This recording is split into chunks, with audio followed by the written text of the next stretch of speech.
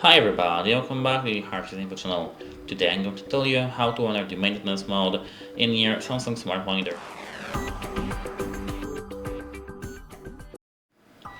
Maintenance mode is a mode when you want to give your monitor to some service, authorized service, or an unauthorized service to repair your monitor. I don't recommend unauthorized services, but it's your choice of course. But today I'm going to show you how to enable this option. Go to the left to the control panel and click Settings at the bottom of your screen. Go to All Settings here and scroll all the way down to Support. The second option here is Maintenance Mode. Maintenance mode protects your privacy while someone else is using your device, for example when you send it for repairs. Here you can back up data and restore data, and here you can click Turn On.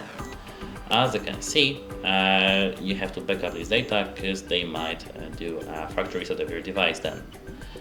And that's it. Hope it helps and have a nice day. Goodbye!